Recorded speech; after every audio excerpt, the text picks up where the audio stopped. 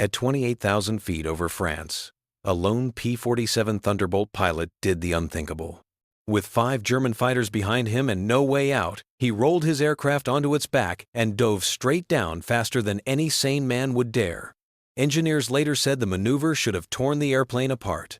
The Germans said it was impossible. But what they didn't know was that this insane dive trick would change the way Thunderbolt pilots fought and survived. And what happened at the end of that dive became one of the most unbelievable escape stories of the entire air war. The P-47 Thunderbolt entered the war with a reputation even before it fired a shot. It was enormous for a fighter comically large, to some pilots heavier than anything else in the sky. To call it big was almost an understatement. Sitting on the tarmac, the aircraft looked like a flying engine block with wings bolted on, dominated by the colossal 2,000 horsepower Pratt & Whitney R. 2,800 double Wasp radial engine. That power plant, one of the most powerful aircraft engines of the war, jutted from the nose like a chrome-plated battering ram. More than one rookie pilot joked that the rest of the airplane had simply been built around the engine because no sane designer would start with a machine this large unless forced to. Pilots gave it a nickname almost immediately: the Jug. Some said it came from its jug-shaped profile when viewed from the front, a fat-bellied brute with a round snout and thick wings. Others said it was because when the P-47 hit something, anything it hit with the force of a heavy jug smashed across a barroom floor. It carried 8 .50-caliber Browning machine guns, 4 in each wing, which gave it a broadside of sheer destructive force unmatched by any Allied fighter in early 1943. Those guns could chew through trains, trucks, armored columns, and enemy aircraft with terrifying ease. In ground attack, they turned vehicles into scrap metal. In air combat, they shredded wings and fuselages like they were made of paper. To everyone who saw it for the first time, the Jug looked like a monster, not elegant like a Spitfire, not nimble like a 109, not sleek like a Mustang. No, the Jug looked like a brawl waiting to happen. But size alone didn't win dogfights. And as the P-47 entered combat, the skies over Europe had become among the deadliest in the world. The 8th Air Force was pushing deeper and deeper into Germany with their daylight bombing strategy, an enormously risky approach that demanded long escort missions. That job fell to Thunderbolts. Day after day, they climbed toward the bomber streams, forming protective screens around the flying fortresses and liberators.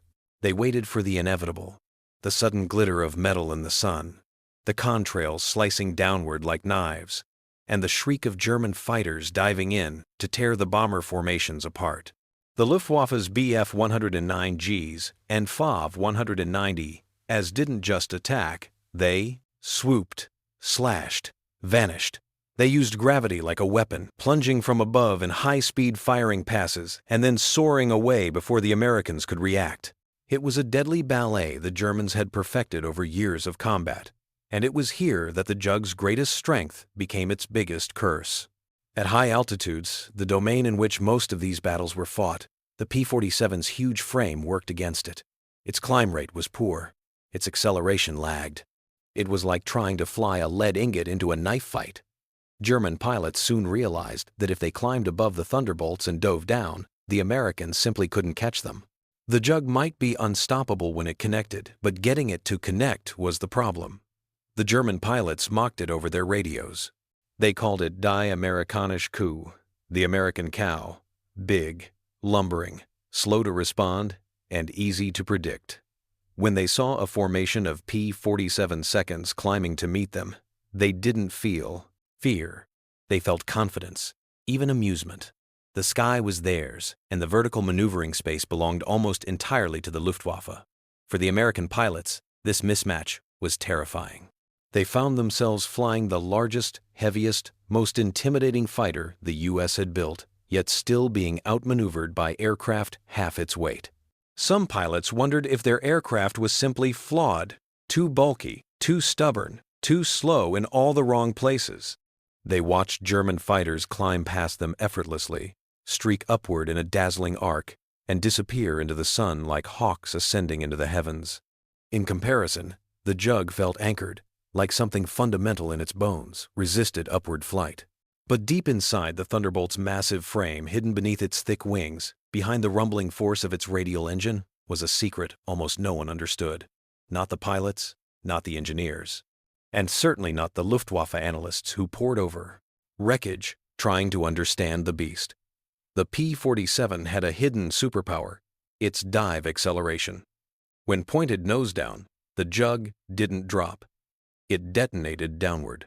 Its mass created a momentum so overwhelming that the aircraft could surpass every German fighter in the steep plunge.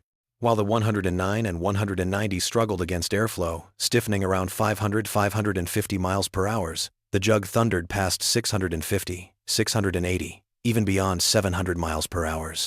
It flirted with compressibility, the terrifying boundary near Mach 83, where airflow could shake the aircraft apart, but instead of collapsing, the jug held together. Its thick wings absorbed the pressure.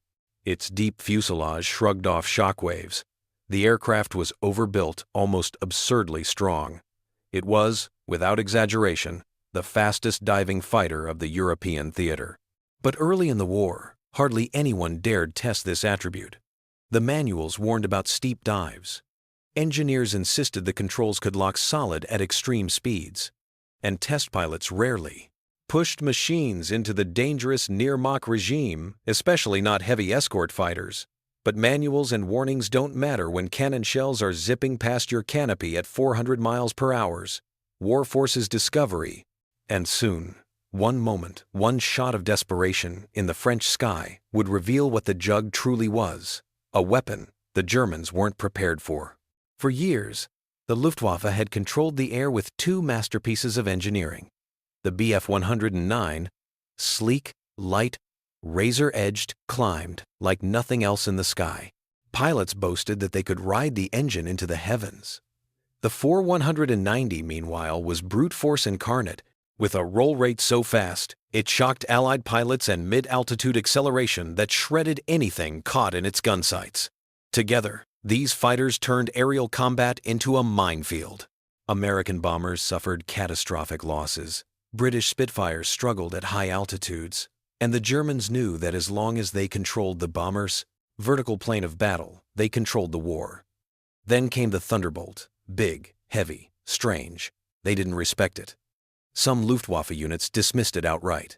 Others considered it a curiosity, a blunt tool unsuited to real dogfighting. But test flights and combat reports began to hint at a disturbing trend. Something was off. Something about the P-47 was different. German pilots began noticing that if a Thunderbolt pilot panicked and dove away, the aircraft didn't just flee. It dropped with frightening speed. At first, they assumed the Americans were being reckless, suicidal even. But then German aircraft began failing during pursuit.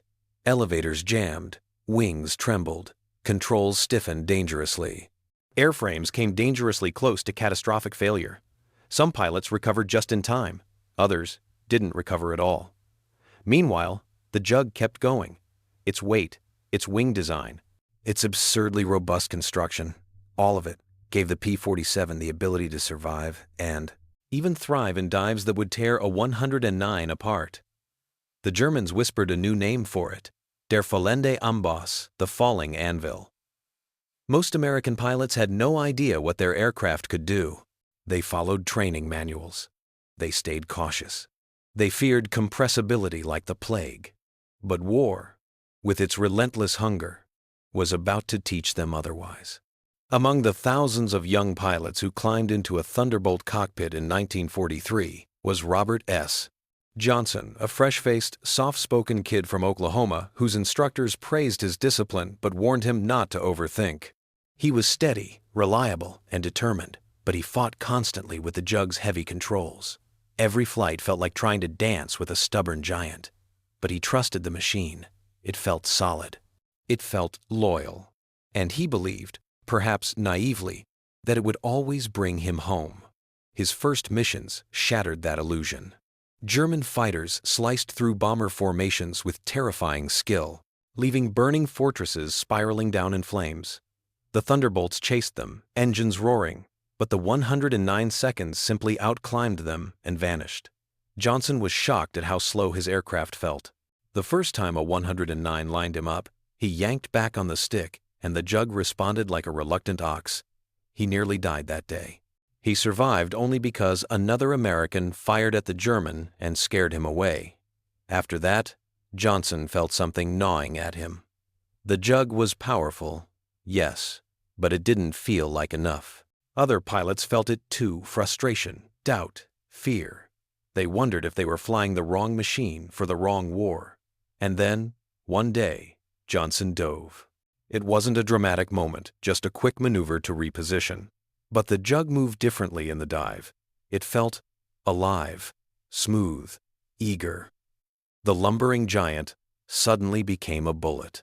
And in that instant, Johnson sensed something no manual had ever told him. The jug wasn't built to climb. It was built to fall and survive the fall. On the ground, the whispers grew. Mechanics talked about stiff controls near compressibility. Pilots mentioned odd sensations when pushing the dive envelope. Engineers issued warnings: stern, inflexible, unyielding. And Johnson listened. But he also remembered how the jug had behaved in that dive, how it had woken up. And soon, he would learn exactly how far it could be pushed, and how far it would push back. The mission that changed everything began like so many others. At dawn, under a sky the color of polished steel, with condensation curling from bomber wings as four-engine fortresses warmed their engines and taxied in patient lines, ground crews scurried like ants beneath the bellies of those giants, closing hatches, tugging fuel hoses, tugging nerves tighter still. Lieutenant Robert S. Johnson sat in his P-47, straps biting into his shoulders, the cockpit glass beaded with dew that the rising sun turned into sparks. The jug green of his aircraft glowed briefly and falsely serene, as if the day might be ordinary. It wasn't. The route would carry them over the Dutch coast, across the gray lace of estuaries and dikes, into the heavy air above the Ruhr, where flak towers bristled like iron forests, and every mile into Germany felt like a wager against time, luck, and physics. Even before wheels left the runway, everyone knew the price they might have to pay. Johnson's squadron lifted first, the jugs clawing for altitude with that stubborn, earthbound defiance that always made the first minutes feel like rowing a boulder uphill. The air vibrated with the bass thunder of double wasps, each prop disc carving the morning into concentric halos. Far above, where the cold blue sharpened toward indifference, contrails of B-17 seconds stitched a pale seam across the dome of sky needlework laid down by crews who had already learned to live with the steady tick-tick-tick of flak bursts and the sudden punctuation of cannon shells. The plan was simple on the board. It was never simple in the air. Climb, form a screen, keep the bombers intact long enough that their bombs mattered, then turn everyone around and bring them home alive. Over northern France, the predictable turned treacherous without a whisper of warning. A wall of cloud that had looked thin and transparent from a distance opened like the mouth of a beast and swallowed the formation whole. In the instant before the world went white, Johnson checked position on his element leader. In the instant after, there was nothing to see, only turbulence slamming his jug from wingtip to wingtip and a sound like 1,000 fists beating the fuselage. The artificial horizon swung drunkenly. The radio degraded into a storm of needles scratching his ears. He tried to hold station by dead reckoning, by instinct, by prayer. The cloud laughed and shook him loose. Shapes dissolved into fog, and with them went the comforting geometry of formation flying. Within minutes, maybe less, time behaves badly in chaos. He understood he was alone. He eased the throttle, tried to bleed altitude gently rather than tumble out of the bottom like a dropped wrench. The cloud thinned.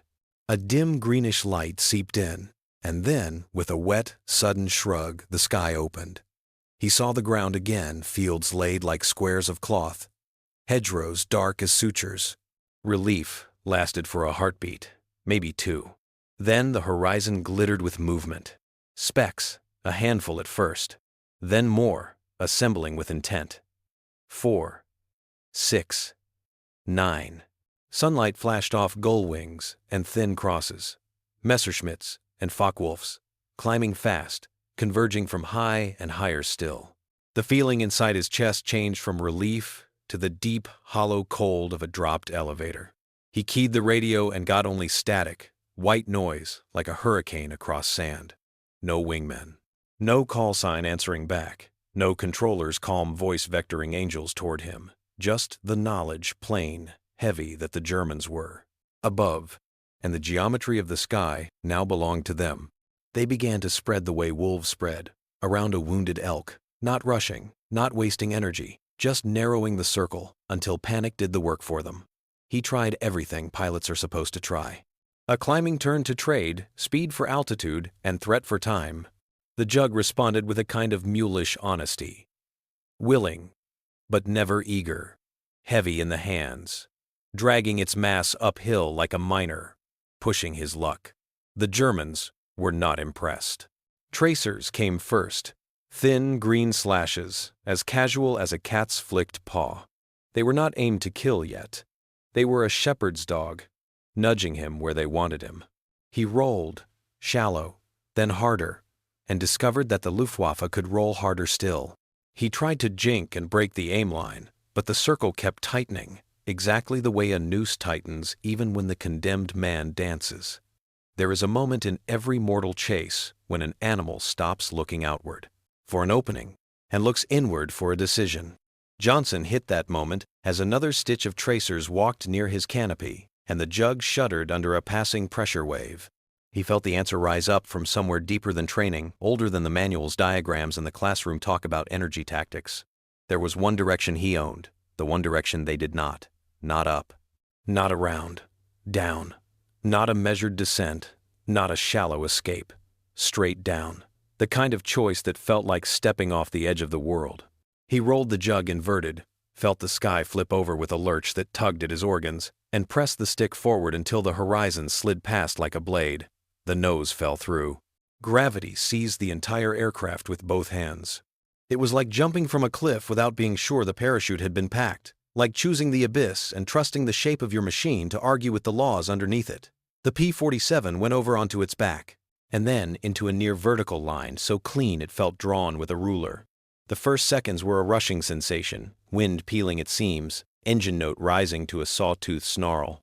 Then the descent gathered character menace. Momentum. The sound of speed becoming weight. The Jug didn't so much descend as detonate downward, a heavy object discovering its true vocation. The air around the canopy changed pitch. A howl that climbed into a steady scream as the needle ran past the neat, polite numbers painted for peacetime.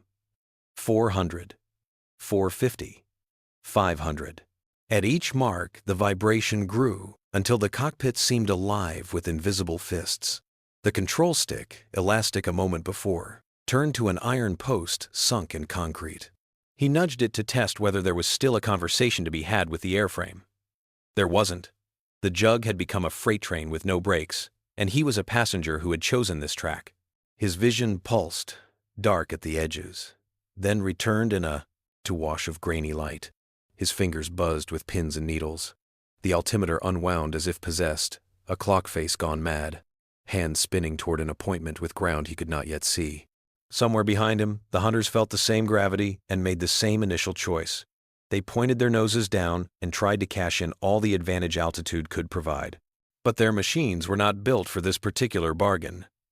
The BF 109 seconds had been conceived for climb and quickness, for slicing through the sky with an economy of mass and muscle. In the plunge, they met a different god. Air piled like wet cement over the tailplane. Elevators that were nimble at 400 became slabs at 5. The stick went rigid. Small corrections turned into pleading. A 109 behind him tried to wrench free and snapped into a sharp, panicked pitch-up that nearly tore its wings from the roots. Another rolled off, a slow, sick cartwheel that ended only when the pilot, choosing life over, pride hauled it out well above redline and fled the dive. W-190 seconds clung to the pursuit longer rugged, radial-nosed brutes that could bully their way through turbulence better than most, but even they began to scatter as the Jug stamped past 600 miles per hour and kept going. At the bottom of the dial, numbers become rumor.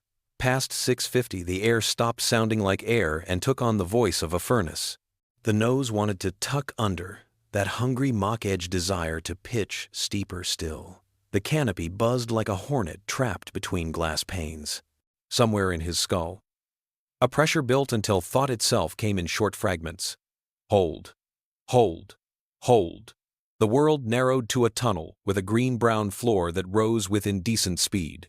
Somewhere in that tunnel, consciousness slipped. Did he gray out or black out?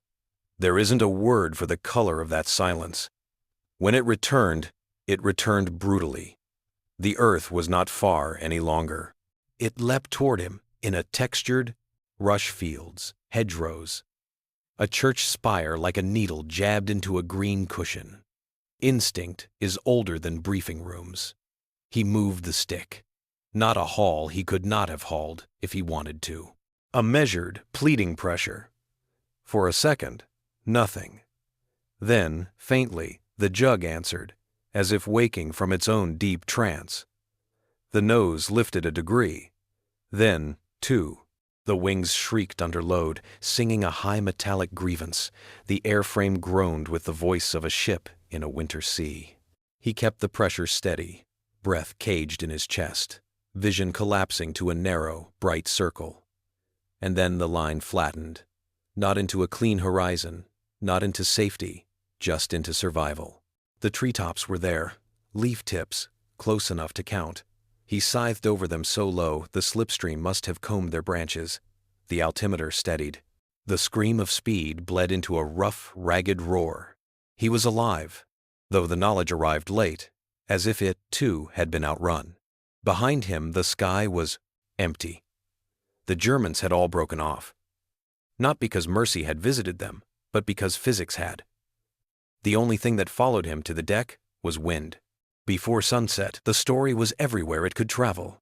Not in official reports at first, those came later with their columns and careful grammar, but in the living network of men who moved from ready room to mess tent to cot with eyes that never quite shut.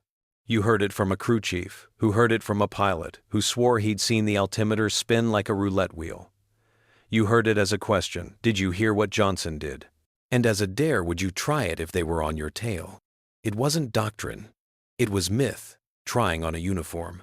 What began as a whispered legend turned into an experiment. Not the sort of experiment with clipboards and ground observers, but the kind that happens when a man looks at his odds and decides there might be a way to tilt the table.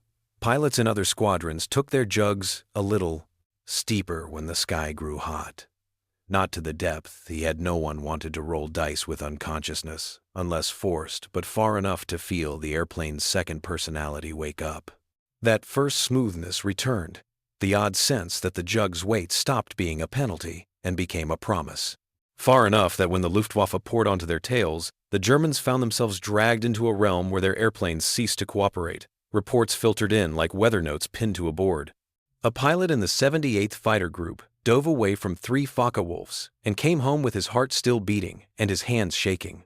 In the 56th, a rookie broke contact with 2 Messerschmitts by dropping vertically through stacked cloud layers at 400, then 5, then more, emerging low and fast enough that the Germans abandoned the attempt.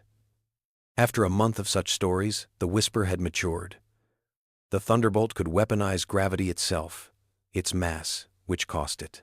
Time in the climb bought it life in the fall. And life was the coin that mattered. Engineers at Republic Aviation did not wait for folklore to write their memos. They gathered gun camera, film, and pilot debriefs and stuck them beside wind tunnel curves. They studied spar drawings and tailplane geometry. They asked uncomfortable questions about compressibility, about that gray region near the speed of sound that had trapped more than one test pilot, and matched those questions against machines that had gone into and out of that region with live men aboard. The data aligned into a shape no one had expected in 1941, when the jug was lines on vellum. The radial engine's bulk sat like a stabilizing weight just where a diving airplane most needed a metronome. The thick wing, not elegant, not fashionable, bought a few precious knots before shock built and control stiffened.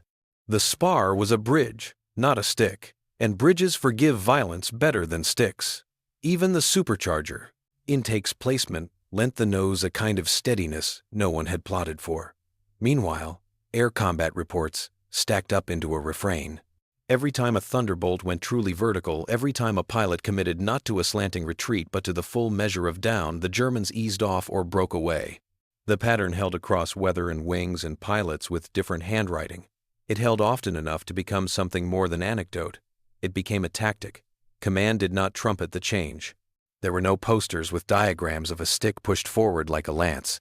But late in 1943, briefings began to include a new sentence spoken without drama. If outnumbered, use maximum vertical acceleration. It seemed almost coy, a technical phrase for a primal act. Not dive, acceleration, as if gravity, once an enemy tugging at the belly of a climbing jug, had been quietly folded into the roster of friends. As if what Johnson had done in a solitary crisis could be taught, repeated, controlled. For the pilots, the difference was not abstract. It was immediate and human.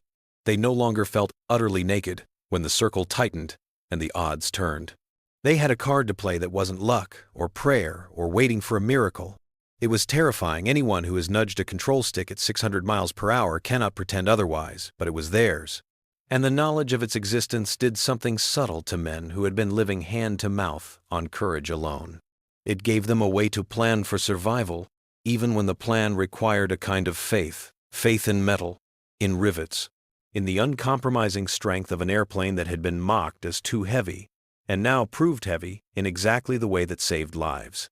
The jug did not stop being what it had always been, a brute with 850s and shoulders like a dockworker. But by the winter, it was also something new.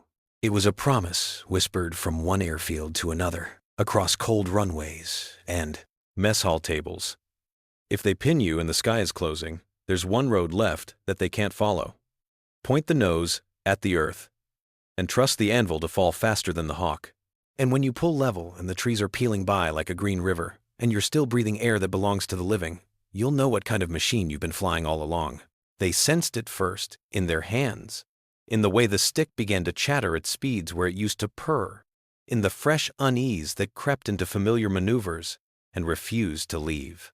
German fighter pilots had spent years mastering the thin air chess of interception, learning to read the sky the way a gambler reads a deck, counting angles and altitude and the weight of a second. In the autumn of 1943, with the sun lower and the contrails hanging like white embroidery across Europe, those same veterans began writing down peculiarities that did not fit. They were not the sort of men who scared easily. They had watched friends flame and fall. They had turned on a wingtip at the edge of blackout and ridden it home. They trusted their instincts and their aircraft beautiful killers like the Bf-109G and the FW-190A. Machines that answered exactly as trained hands asked them to. And yet the logbooks gained new lines, full of grudging bewilderment about one enemy in particular, the big American with the fat radial and the thick wings that looked like a barn door, the Thunderbolt. The story kept repeating, with slight variations and the same ending. A P-47 would be caught in a climb, or floundering in a turn, exactly where a 109 pilot wanted him. The German would close, trimming speed to steady his aim, slip the gun sight ring just off the canopy frame for the correct deflection, and start to squeeze. In that breath between intention and fire, the American would do something deranged. He would roll the jug on its back and push hard nose pointed at the earth. It defied everything in the mart. German playbook: you did not surrender altitude like that. You did not choose the ground as your ally. And when a heavyweight like the P-47 did it, you expected one outcome: a smear on a field and wreckage to be inventoried. Instead, the American vanished into a hole in the air, as if he had pulled a trap door open beneath himself. The first thing the German pursuer felt when he followed was a tremor, a subtle shaking that telegraphed up through rudder pedals into calves and knees. Then more. The airflow thickened, pressing hard over the tailplane, making the elevators feel like they'd been cased in wet cement. The Bf-109G, so clean and eager in the climb, discovered its pride had a weight. The FW-190A, so tough and quick to roll, started to growl in protest as the needle ran past 500. Pilots who had spent dozens of sorties dancing right next to the red line suddenly found they were not dancing at all. They were shoving uselessly at a locked door, while the corridor filled with smoke. Compressibility is an engineer's word. In a cockpit, it is simply betrayal. The stick stiffens, then goes stone hard. The nose wants to tuck, and when you try to counter, the airplane answers with the empathy of granite. Instruments begin to jitter. Ailerons feel like they're wading through glue. Wingtips shudder. In one pursuit, a decorated 109 man yanked for recovery and nearly tore his wings off at the roots paint streamed backward in sheets, leaving raw metal that flashed like a blade in the sun. In another, a 190 rolled off and corkscrewed into a cloud layer, so violently the pilot came out the other side, dazed, his mouth full of blood where he'd bitten his tongue. Others simply quit while they were winning, easing back before the shock waves could take their due and letting the big American go because the price of pride had risen beyond what they could pay. Rumor and explanation flowered in the spaces between sorties, in briefing rooms that smelled of coffee dregs and leather gloves. German pilots compared notes with the baffled irritation of professionals who had found a crack in their trade. Some said the Thunderbolt must have hidden reinforcements in the wing, a second secret spar. Others swore the Americans had stumbled upon some metallurgical trick that let the jug shoulder stress like a bridge. A few, the ones who had peered too long into that howling tunnel of speed, spoke almost superstitiously. The P-47 did not dive. It fell with intention. However, men explained it, the conclusion kept repeating in different mouths with the same reluctant respect. If a Thunderbolt pointed straight down, the chase ended there. Command noticed because it had to. Reports with matching details from different Gruppen are a kind of evidence even the most tradition-bound staff officer cannot ignore. Sober memos filtered outward with the clipped tone of men trying to reframe a defeat as prudence. Do not pursue P. 47 seconds in vertical dives.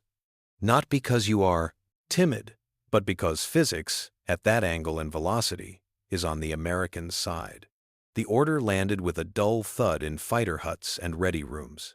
An invisible piece of the sky down was now off limits. Something in the Luftwaffe's posture changed.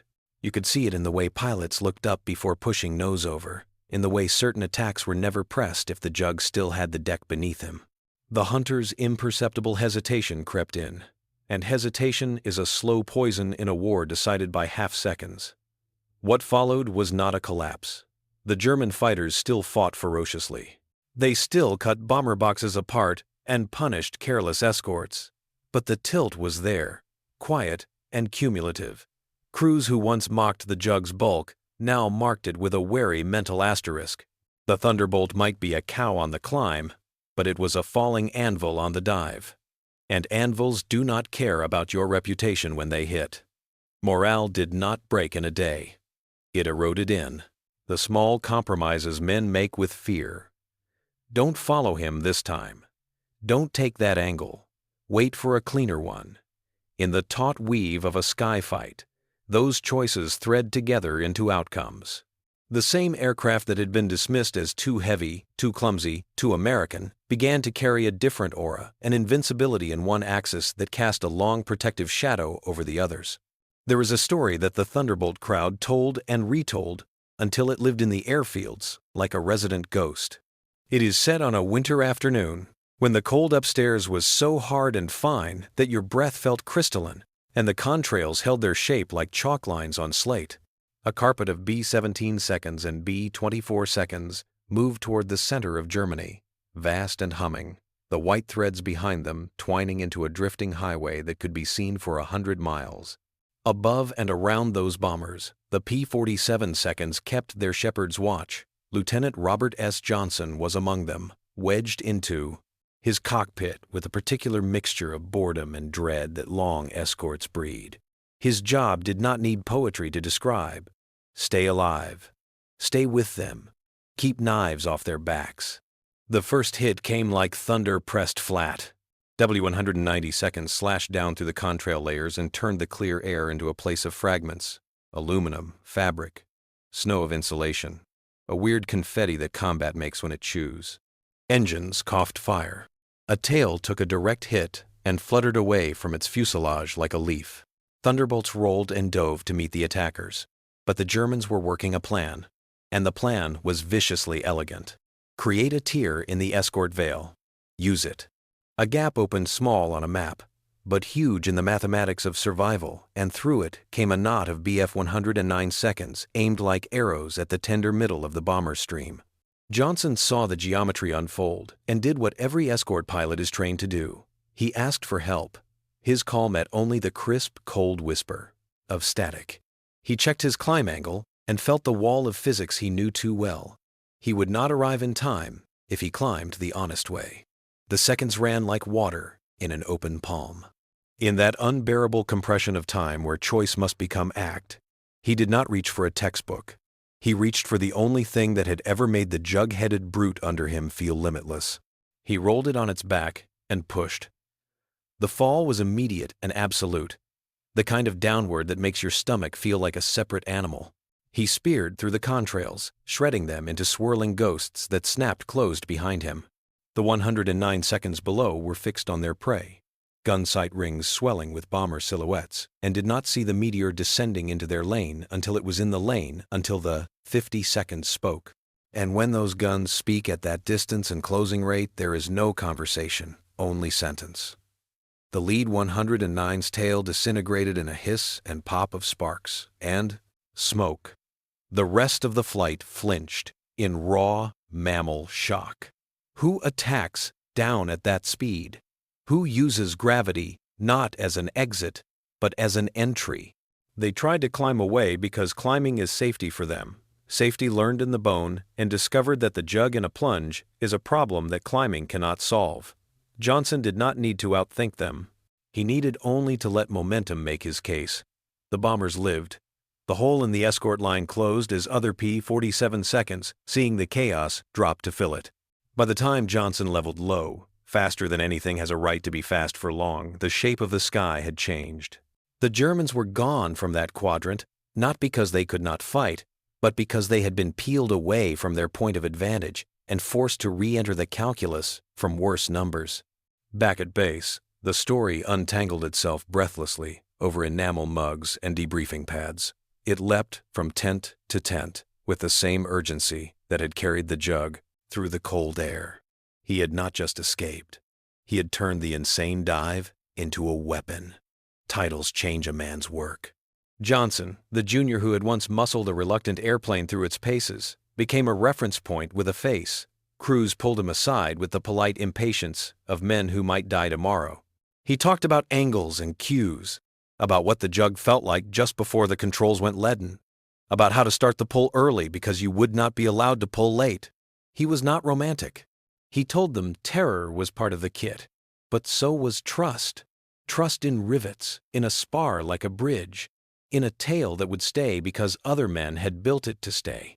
Squadron by squadron, the concept hardened into a method. Not a parlor trick, but doctrine in everything but name. Once you had a method, you could teach it. And once you could teach it, you could scale it. P-47 groups began to bake the vertical escape and the vertical attack into their escort play. You saw it in the way flights positioned above and behind a threatened box so that a dive carried them into the right quadrant at the right second. You saw it in radio calls that no longer sounded like pleas, but like cues in a choreography. Down two, now. The technique jumped services and oceans. RAF Typhoon pilots who lived low and fast began to talk about using weight the way a wrestler uses it, honest and without apology. Naval aviators filed notes about how to cache altitude properly over water. A thing born from panic matured into a tool. When the shoots and burns of Europe faded, when airfields went quiet and the steel roads of contrails disappeared from the sky, a different kind of curiosity took its place. The Republic engineers men who had drawn the jug first as an elegant set of curves and numbers sat with a pile of evidence they hadn't asked for and couldn't ignore. They had pilot narratives that spoke with the profanity and poetry of survival. They had gun camera film where the world blurred into streaks and then steadied with shocking suddenness on treetops. They had broken parts from aircraft that had gone well beyond what the spec sheets promised and returned anyway. They laid it all beside the wind tunnel data, the fatigue tests, the metallurgical reports. Patterns emerged that would have sounded like wishful thinking in 1941. The double wasp and its plumbing did more than make thrust. In a dive, that mass at the nose behaved like a tuned weight, damping out the ugly harmonics other fighters suffered. The wing, maligned as draggy by pilots who loved slickness, carried depth that delayed shock onset and spread loads across a spar meant to forgive instead of punish. The tailplane, big, braced, unglamorous, rode shockwaves at Mach 80 better than its competitors. Not because of luck exactly, but because the team who drew it had refused to shave away margin for the sake of beauty. Even the supercharger intake position turned out to matter, smoothing the way air hit the prop and the fuselage when the numbers on the dial became rumors. One engineer, not given to epigrams, scrawled a line that colleagues would quote for years. The P-47 was accidentally optimized for the dive. It was not an insult. It was praise of a peculiar, war-born synergy mass married to metal in a way that made a virtue of everything critics had called vice. From this stack of proofs rose a truth no one could responsibly dispute. In the great falling contest of World War II, the Thunderbolt was the champ. Asked later, with the distance of years and the safety of peacetime, how he had known to do what he did, Johnson refused all the laurels. Men tried to press on him. He did not speak of intuition as if it were prophecy, did not claim command of physics he could not have plotted on a blackboard. He said the sentence that all the best survival stories reduced to at the end. I was scared, so I dove. The jug did the rest.